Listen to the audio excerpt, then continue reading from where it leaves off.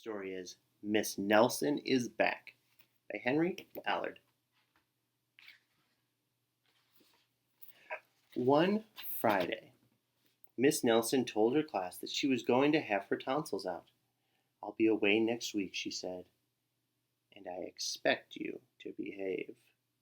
"Yes, Miss Nelson," said the kids in room 207. But at recess, it was another story. "Wow," the kid said, "while Miss Nelson's away, we can really act up." "Not so fast," said a big kid from room 309.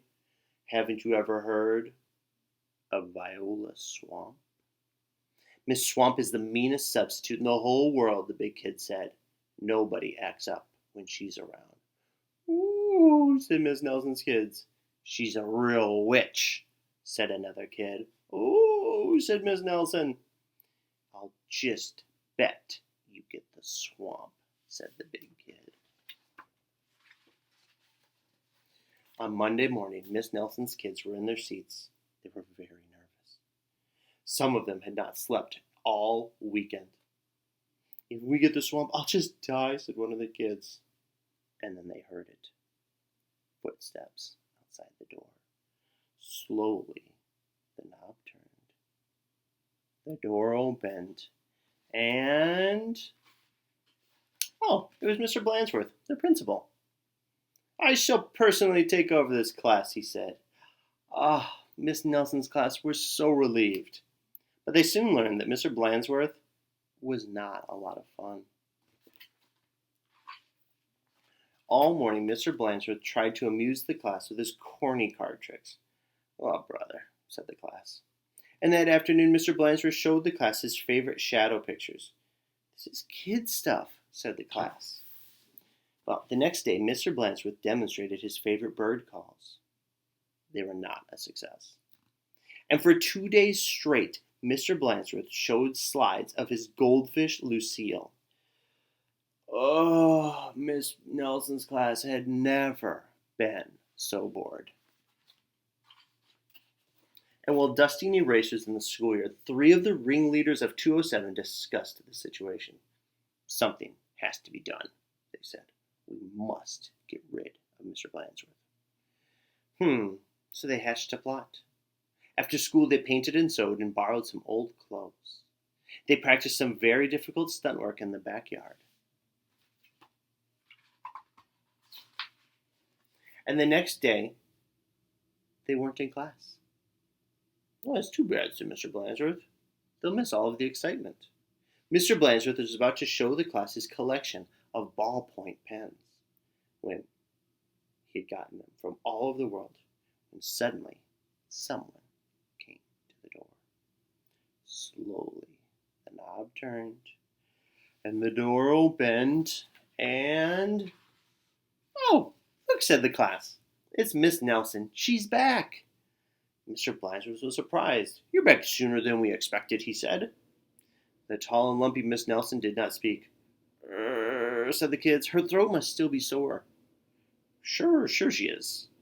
"Are you ready to come back?" said Mr. Blansworth. "Well, I guess if you're ready," said Mr. Blansworth, "I'll be getting back to the office. Nice to have you back, Miss Nelson." And he left the room. "Hot dog," cried the class. "We got rid of Blansworth. Now we can do as we please." And at the stroke of 10, the kids from room 207 left the building, and no one stopped them. They went straight to the movies, where they saw The Monster That Ate Chicago. Twice. This is really living it," they said. And afterwards, they went to Lulu's, where they stuffed themselves silly. But soon, they made a terrible mistake. Heading back to school, they passed Miss Nelson's own house. Miss Nelson couldn't believe her eyes. "Those are my kids," she said in a scratchy voice. "What are they doing out from school? And who is that with them?" Well, Miss Nelson telephoned Mr. Blansworth to see what was going on. "You're not Miss Nelson," Mr. Blansworth said. "Miss Nelson is back." And he hung up the phone.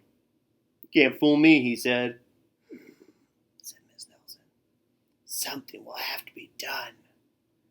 She went to her closet.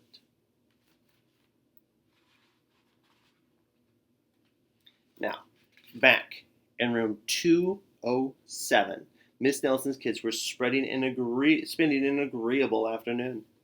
They were very pleased with themselves. We should do this more often, they said. They did not notice the figure at the door. They did not notice the knob slowly turning and the door opening. Until someone burst in saying, "My name is Viola Swamp." That's... Yikes, said the kids. It's a swamp. That's right, said the swamp, and I'm here to whip this class into shape. Get back in those desks on the double. The class did as they were told. The big kids from 309 were certainly right. Miss Swamp was a real witch. She knows how to get results. The class did a whole week's worth of work in no time. We shouldn't have gotten rid of Miss Blansworth, they said. Pipe down, said the swamp. Or just then something under the desk attracted her attention. It was the mask. Aha, said Miss Swamp, so that's your little game. And she tried on the mask just as Mr. Blansworth stepped into the room. Miss Nelson, Mrs. Blansworth said, I'm in the opinion that someone has been impersonating you. Whispered the class. Oh, you don't say, said Miss Swamp. Probably just some kids acting up. I'm sure it won't happen again. And Mr. Blansworth left. He liked that answer. And it won't, will it? Said Miss Swamp to the class. Because the swamp will be watching. And a minute later, Miss Nelson appeared.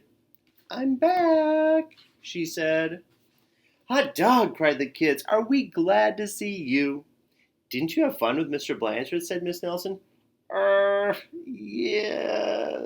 The kids didn't know what to say. They decided not to mention Miss Viola Swamp. But they wondered why Miss Nelson had not seen her in the hallway. The